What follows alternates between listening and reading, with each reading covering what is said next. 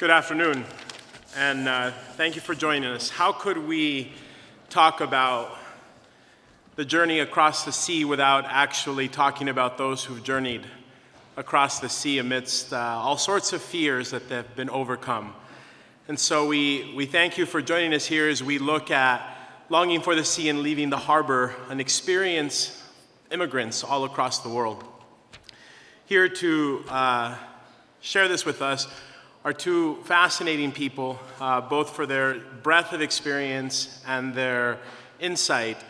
Monsignor Ronald Marino is a priest of the Diocese of Brooklyn, Episcopal Vicar for Migrant and Ethnic Apostolate, and has over 25 years of experience working for immigrant families in the Catholic Migration Office, which he started in the Brooklyn Diocese, which he served for 17 years. He was ordained a priest in 1973 after having obtained his Bachelor's of Arts degree from Cathedral College in Douglastown, New York, and as a Master's of Divinity from Immaculate Conception in Huntington.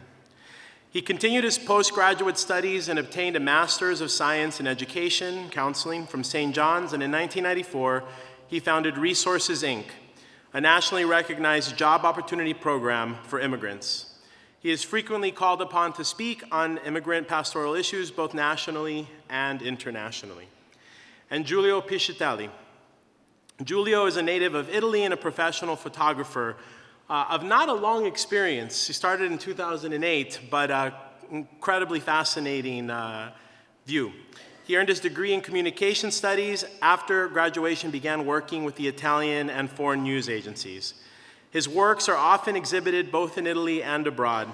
In 2012, he won a grant from the Magnum Foundation Emergency Fund for the continuation of his photographic project, From There to Here, focused on immigration in Italy. In 2015, he received the World Report Award for his extensive work on immigration. In addition to this project on immigration, he also has carried out photographic work in Syria, Afghanistan, Kosovo, the Sudan, Egypt, Kenya, Libya, Tunisia, and Ukraine. His reports were published by national and international newspapers and magazines such as the New York Times, Espresso, Stern, Newsweek, Vanity Fair, Time Magazine, among others.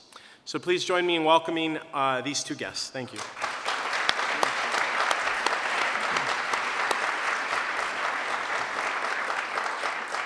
Giulio. Thank you very much to be here, to hear us, to give the possibility to share our experience.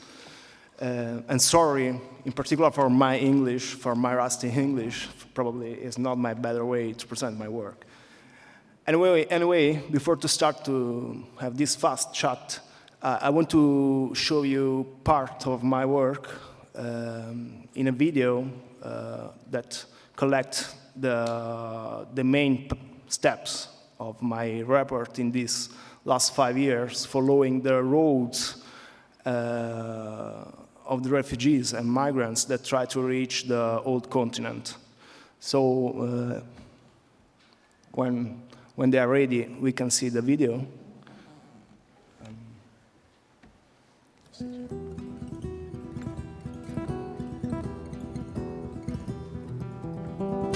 These poor people are desperate and deserve sympathy from all of us. But the cold truth is, Europe is getting what it deserves.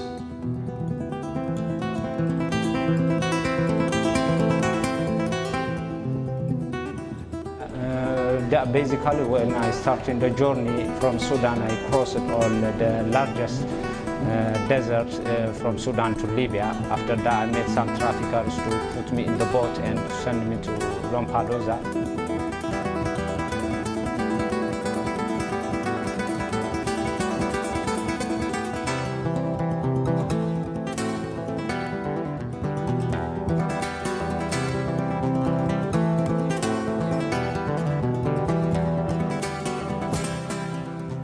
Today, the government of Libya announced the death of Muammar Gaddafi. This marks the end of a long and painful chapter for the people of Libya, who now have the opportunity to determine their own destiny in a new and democratic Libya.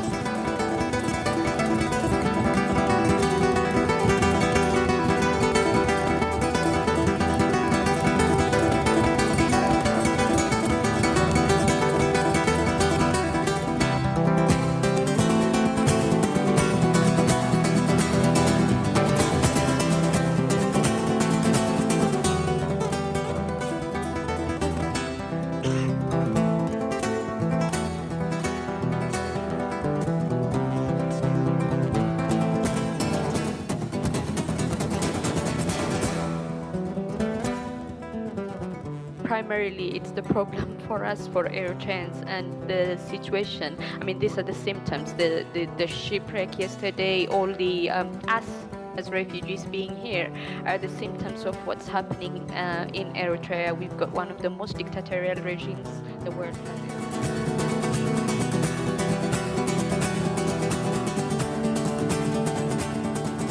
Smugglers and traffickers who operate boats from there. It's a very, very perilous journey. You are in the middle, you don't know. You are in the middle of the sea. You don't know which direction you're going. And that's why we're struggling here. It's like we're feeling like we're sinking in the water, but nobody can help you.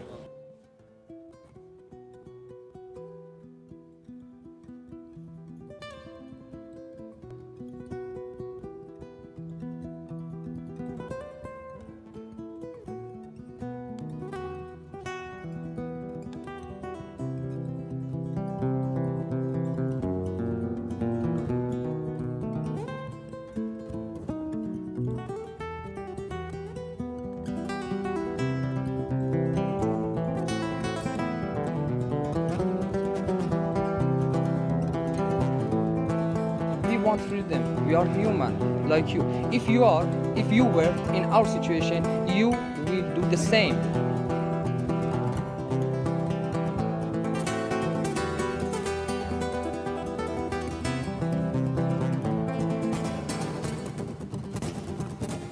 The next stage in a grueling journey to Europe takes thousands of Syrians, Afghans and Iraqis from Greece to the former Yugoslav Republic of Macedonia.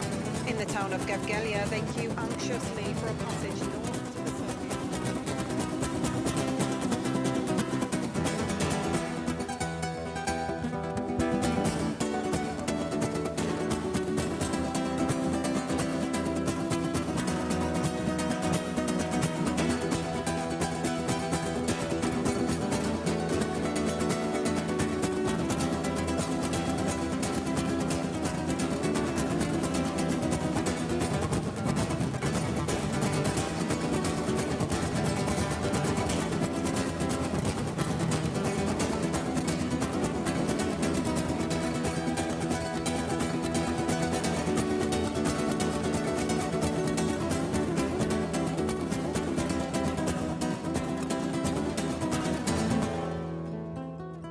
British army and American army, what you done in Iraq? I have the right to stay here. Not telling me you come in more legal. You've been in a colony with your country and my country 130 years.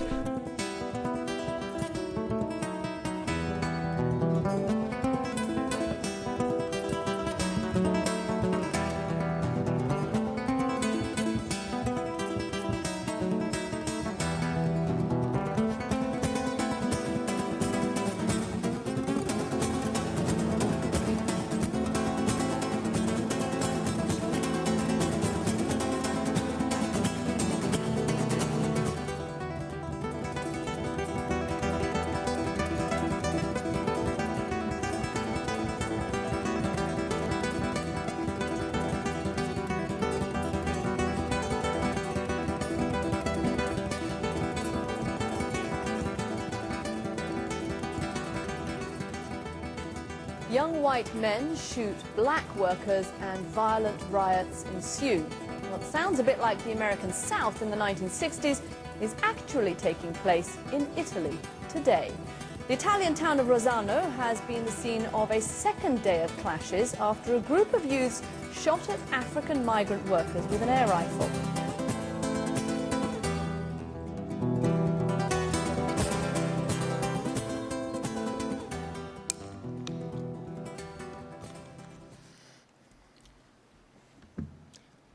Okay. I start to tell you that this is my 6th year that I'm working to this topic.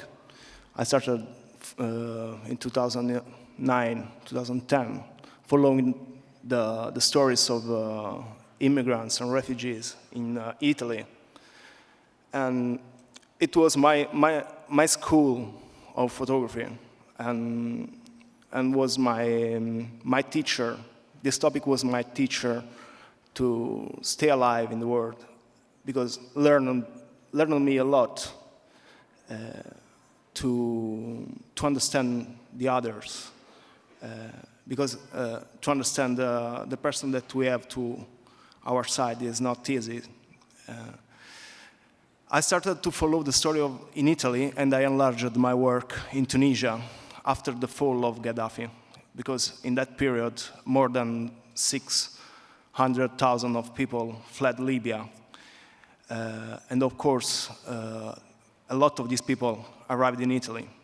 In that period, I have made one of the experience, the most important experience in my life, because I decided to describe the trip of these people that from the coast of Libya arrived in Italy. So I was embarked with these people. I decided by myself to do this trip with them, because I was curious as a journalist.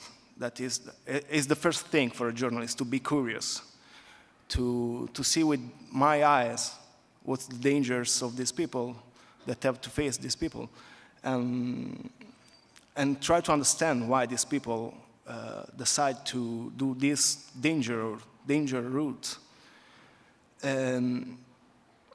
As I told you, it was one of the most important experiences in my life, because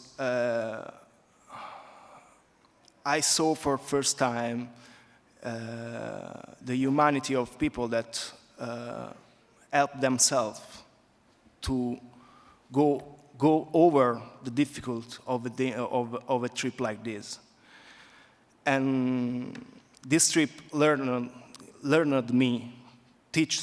teached me to look in another way every topic and every problematic that I'm going to take picture. And I also understood, and also in this last time, that of course the decision to move from your house, from your home, depends by different decision. Sometimes you escape from the bombs. The great part of the Syrians that are escaping in this period are escaping from one of the worst wars that in the last 20 years the human being created on the world. But a lot of people escape from their house because there are no hopes. So we can say that the first thing that moves a person to move is the hope. Because in the great part of the situation, like the Syrian situation, there are no other hopes. There is the death or the hope that you will not die during your road. And so, but there are other people, of course, that escape from their place. A lot of people are not escaping from the bombs. A lot of people are escaping from the poverty. But this is not less important than to escape from the bombs, because we return to the same words, the hope to give yourself a better possibility to live in another place, to find a place where you can live in a better situation, like in the case of the Syrians or the Somalis, to find a place for your children. So in my opinion, the different hopes are at the base of a movement of the great part of the people that decide to leave their house. Because in my point of view, your house could be in Golden or could be a shack. It's ever your house, and it's difficult. No one decides to leave his place without a reason. And we were speaking with them before that if we speak with the great part of the people that escaped also from Iraq in 2005, the great part of these people will continue to hope to come back to their house, to their home. And so this is one of the great things that I learned by my work, that the hope to find a better place, a place in peace, is the first thing for the human beings in general. And we have to understand that. And I understood that is important. Was important also for the great part of us that I saw that the great part of us, a lot of people here, have Italian roots. So we can understand, because during the Second War, the great part of our family moved in America, in Argentina, because they just want to improve their life, escaping from poverty, not necessarily from the bombs. So I tried to imagine what it means to escape from the bombs. I mean, there is nothing worse to see your children in danger to die under a bomb, under the rubble of a building, or worse, to see your children already died. And you start to hope to find another place. And I have to say that a lot of these people, I'm not speaking about the Syrians that have faster way to get inside Europe in this moment, but a lot of people saw that these hopes broken because they found in Europe not what they dreamed. I mean, it's not easy to find another home in a foreign country. But they continue to hope for their sons, to hope for their children, that the society that they decide to visit is the society that will give their son the hope for a better life. I conclude to saying that for me, as I told you, this story, this project changed my life as human, as a journalist,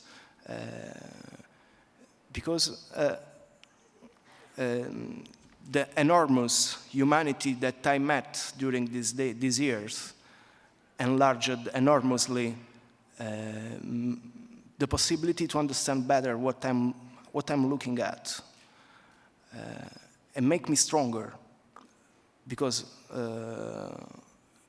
built in me the possibility to be critic in front of what I'm saying.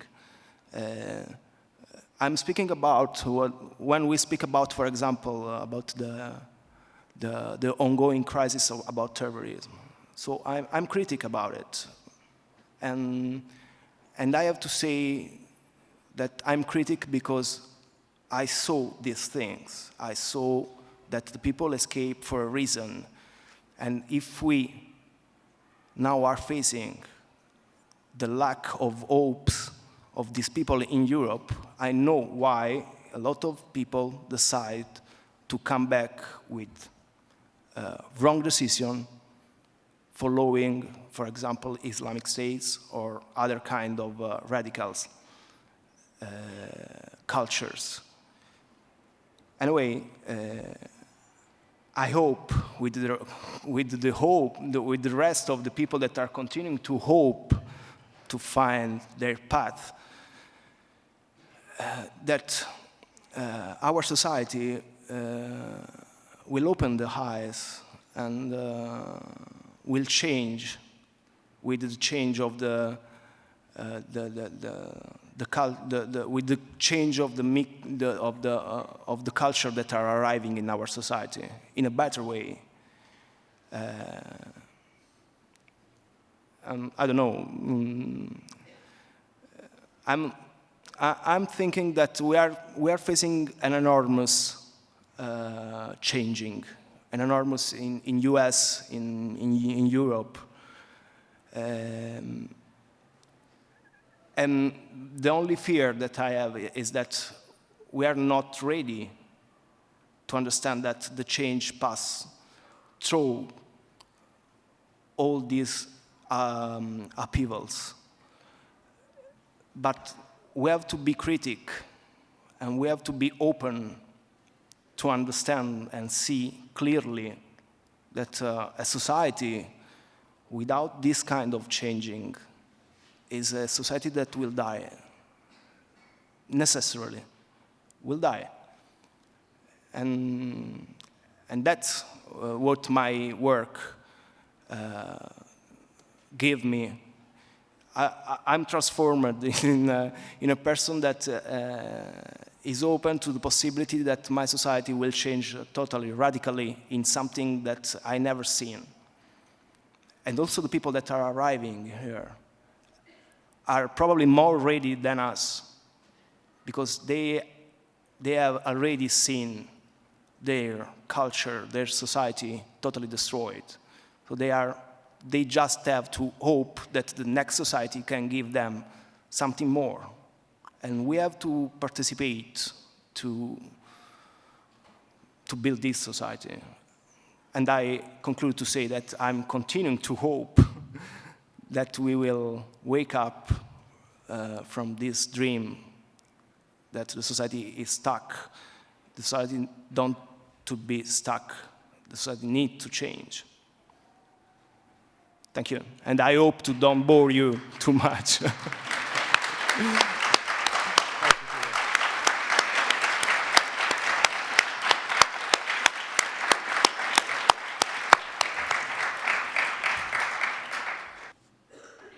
Such powerful images that have to touch you. Such experiences that people had, still have, and unfortunately will continue to have. Things that you and I cannot ignore. Things that you and I can only learn from. And that's why I'm grateful for the invitation that was given to me to speak today. And I know that it was done because of my many years of having this unique privilege of working with immigrants, refugees, and their families. It is a great privilege to me to have been assigned to do this work in the name of the local church of the Diocese of Brooklyn. Please notice that I said assigned. Yes, it was simply out of obedience, not my choice, that I began this journey of mine. Today, in speaking about it to you, I want to speak about my I.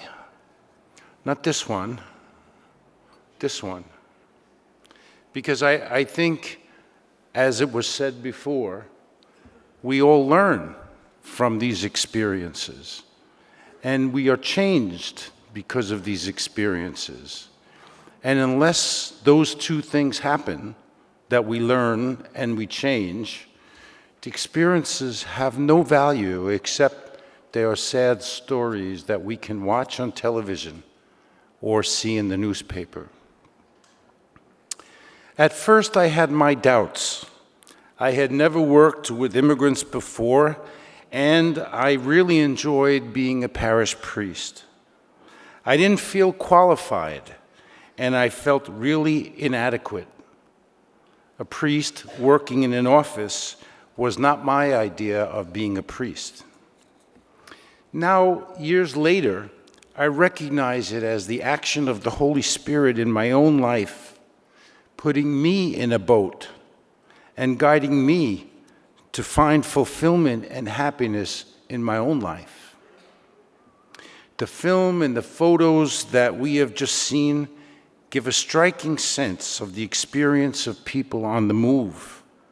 It didn't look easy, and it wasn't, and it still isn't. I won't begin by listing all the struggles and difficulties which I saw people facing as they arrived here. You can imagine them yourselves.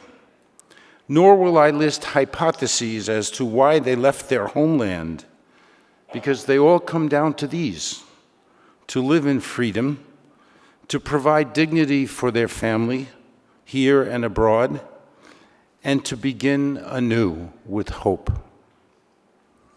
Instead, I am tracing my own journey and reflections on what the Holy Spirit desired for me. I think it might be useful for all those who ask themselves the question, in view of all the difficulties of these migrant peoples, what can I or should I do about it? Anyone with a Christian heart would be moved to want to intervene somehow. However, the same feeling of inadequacy takes over almost immediately, often rendering us helpless, but full of searching and hope. Maybe in hearing my reflections, you can avoid the mistakes I made in understanding God's will. My first mistake was thinking that I had some special characteristics or gifts that made my bishop assign me to do this work. I was flattered, but I knew that basically I had no such special gifts. I knew nothing about immigration, and obeying my superiors simply meant going to an office every day and waiting for somebody to call with a question that I knew nothing about. Should I go to law school, I asked myself. What books should I read? Since I was working in the first Catholic immigration office in the United States, there was no other model existing for me to learn from. The only other language I was any good at was Italian, and there were no Italian refugees here except CL members. Most newcomers knew Spanish, Chinese, Korean, Haitian Creole, Polish, etc., and I didn't. So much for speaking to anyone or understanding them. You see, mistake number one was looking outside myself and forgetting that there was possibly a bigger plan afoot. I didn't trust this plan because I felt inadequate in the face of the challenge before me. I kind of hid myself in my office, at my desk, and made work, wrote memos, answered the phone. I didn't pray for enlightenment or guidance from the Lord, but kept focusing on my own emptiness. In the meantime, the diocese was filling up with immigrants of every kind. I heard about them from the local pastors. They were filling up our Sunday masses, not giving money in the collections, wanting to celebrate saints and Madonnas, which no one ever heard about. They were unaware of the English language. They were working off the books and sending their money home each payday and being taken advantage of everywhere. The sense of inadequacy and frustration of the pastors quickly gave me a new sense of purpose, namely, provide for them what they themselves cannot provide. So I began creating a parade of projects and programs which could be done at the local level. English classes run by my office, job training programs run by my office, legal assistance programs offered at community locations, foreign language programs for priests, and many such other programs for which I am famous. Now my ministry began to have meaning. I discovered organizational talents I never knew I had, but still no me. After about 10 years of doing these kinds of things, raising funds for them, enrolling hundreds of immigrants in programs, and feeling very satisfied and appreciated, as evidenced by the many speaking engagements I was invited to, both here and abroad, I had a revelation. I was on retreat and doing some reading when I came across this sentence. When you come into the presence of other cultures and the poor, take off your shoes, because you will be walking on people's dreams, and more importantly, because God walked there first. Was I really walking in God's footsteps or making my own paths? Was I ministering to immigrants or looking to others to do it? While the programs were wonderful, I kept asking myself, where was Christ? Was I following him or leading others in my own footsteps? I got obsessed with this question and had to find him, or else I was only a Catholic social worker with the sacrament of holy orders to make me different from others. Mistake number 2 was not looking for him or seeing him in the immigrants and refugees I was serving. I was too far away from them to see him. I needed to put myself directly in their company and listen to them. Since evangelization is listening, not talking, I had to listen more. I had to be evangelized. Jesus said, I was a stranger, and you welcomed me. On a visit to Rome, by chance I came across a book about the human face of Christ. It was in Italian and difficult for me to get through. Somehow I knew what it spoke about and what I needed to see in my work. I needed to experience what some people call the event. I needed that encounter with him somehow in the place where the Holy Spirit put me. I needed to realize that the desire in my own heart was not to be famous for what I could do, but for who I am in the eyes of the Lord. I began to see him everywhere and in everything. I remember going into a church in Rome where the most boring homily was being given. It only happens there. I looked around at the congregation and I could see that people were engrossed in praying for their own intentions, asking for help of all kinds from the Lord, crying, and in deep thought. The preacher seemed oblivious to all this. At the end of that Mass, I went to sit next to a man who looked very sad and had been crying. I began to ask him what was wrong, but he didn't speak any language that I knew. He gestured a lot and finally pulled out a picture of his family.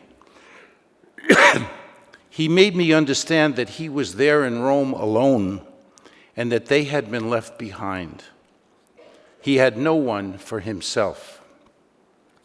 Unable to give him any of my usual words of wisdom, I just sat there next to him and prayed. After about 20 minutes, he stood up, pulled me up, and hugged me. Then he left. I was overwhelmed and sat right back down in the church. And I said to myself, I finally saw the human face of Christ. In what was the fastest 9-hour flight from Rome, I kept thinking about that incident and what it meant for my work with immigrants.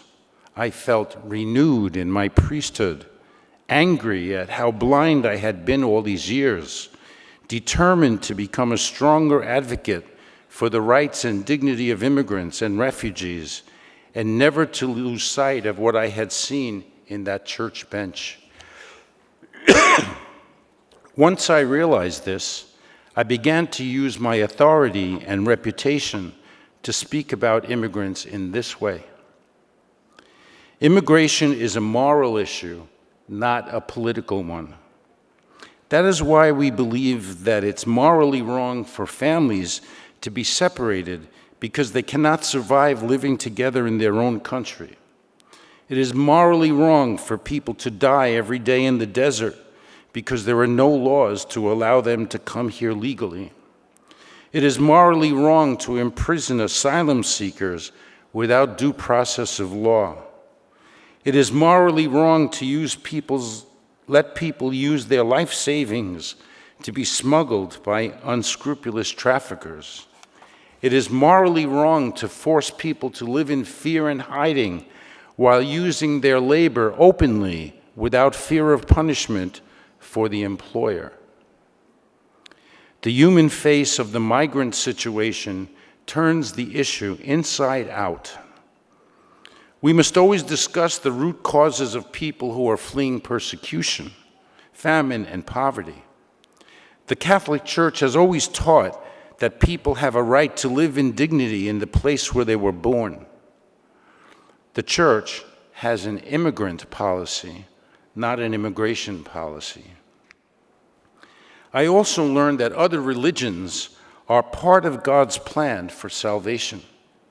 All migrants, though not necessarily religious in their own country, rediscover religion after they migrate and hold on to it as their only consolation in their struggles. In the experience of migrating, for whatever the reason, people are in the process of finding meaning in their lives. This is theology in practice. They are not the objects of evangelization, but the subjects of it. That is why we must create a climate to remove fear and create trust. Our Holy Father recently said that people do not learn about the faith from a book. They long for it in their hearts. When people see people of faith who really care about them and listen to them, they want to understand why. Why are they listening to me? Migrants hear important things with their eyes. Mother Teresa did not need to preach. In summary, I could have spoken about individual people for whom the event of encountering Christ along the journey changed them profoundly. Migrants, after all, are the place where holiness and justice meet. They were still poor, they were still treated unjustly, they are still the victims of prejudice and violence, but something changed in them. How do I know? Because they allowed me to change. They showed me the face of Christ I had been looking for without even realizing it. I have left to your own imagination the stories and faces of the people I have met. My own heart aches when I see the hundreds of thousands of people still in boats, still making the journey, still longing. But I rejoice in the knowledge that people are waiting for them on the shores, whose own hearts will be changed when they arrive, sooner or later.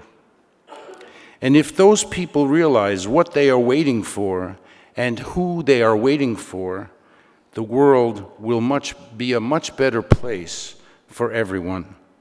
Thank you.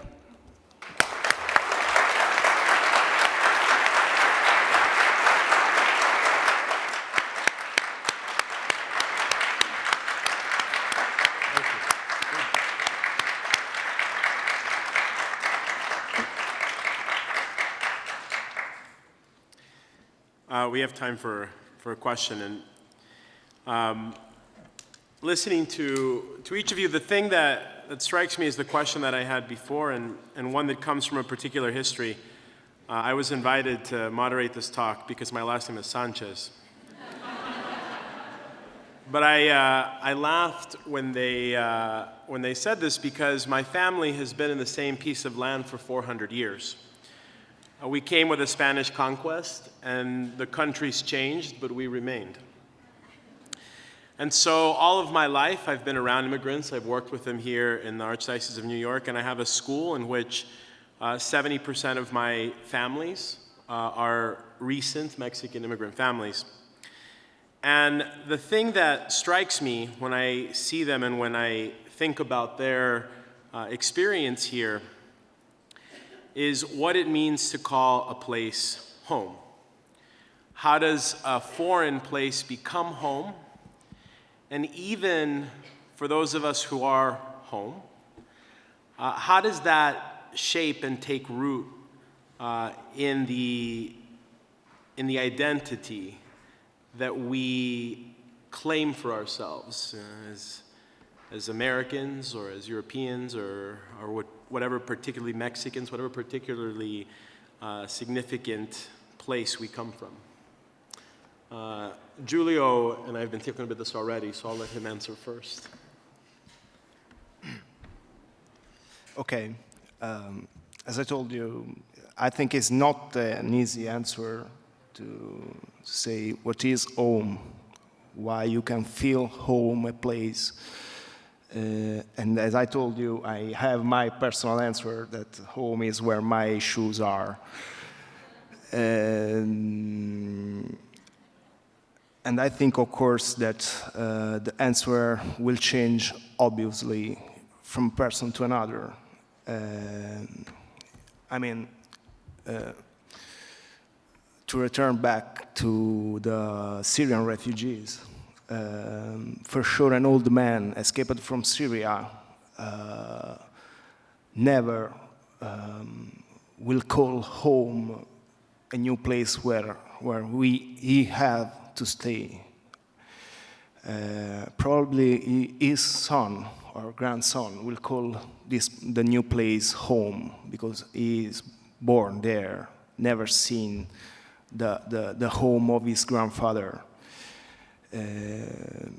But home is a mood. Home is something that you feel where your heart is comfortable, where there are your roots. Or not necessarily your roots, but something that you feel friendly. I can use this word. But of course, the home is something that you feel. And probably for a person that has an house, friends, familiars, etc., it's more easy to say what is home. Home is where my girlfriend is, where your mother, children, wife is. But try to imagine what should be the answer from, I don't know, a young man from Somalia that lost the entire families, the entire house, his entire country, his entire culture. What this person could ask you, what is home? I tried to put my feet in his shoes, and really I don't have an answer. Home, I know what was my home, probably. I know what could be, what I would like to be my next home. But at the moment, I don't know what is my home. I know what is my shelter, probably. So I think it depends. I think that the definition of what is home is a place where you feel like you belong. Whatever country you're in, whatever group you're with, once you know that you belong, then you are at home. And how you know you belong is when you feel people reaching out to make you belong. I remember I used to tell the pastors, don't think that people are welcome in your parish just because you say they are. People are welcome when they say they are. Because they were doing things like Spanish bingo, and they were doing things like turkey drives when people didn't eat turkey. They were doing all the American things in Spanish or in Polish and saying, look how my people are welcome. We made room for them on the parish council. Jeez, I don't even like to go to the parish council. But, so that's not it. That's not it. It's making people understand that they belong. What do they look for first? If you ask me, food. They look for their food. It sounds stupid, but believe me, you hand them what they have been used to eating, what their mother only knew how to make, what they realized somebody went and found it for them, you see a smile like you have not seen in a long time. Company of other people, hospitality, not that you take a boatload of refugees and invite them to your basement to live. That's not it. Hospitality is something that shows there's room in your heart for people first. Then there's room somewhere else. I think people would like me to say the thing that makes them feel at home is the faith. But we can't speak like that anymore. What faith? The Muslim faith, the Orthodox faith, the Catholic faith, the Roman Catholic faith. They are of all different faiths. But what is it about all those different faiths? It's the same God who wants from them what he wants from us. And I think the more we can help them to be people of their own faith, the better off they are and will feel at home. So I have a very simple answer there. The belonging, making people feel like they belong, is probably the most important part of making someone feel at home. Thank you.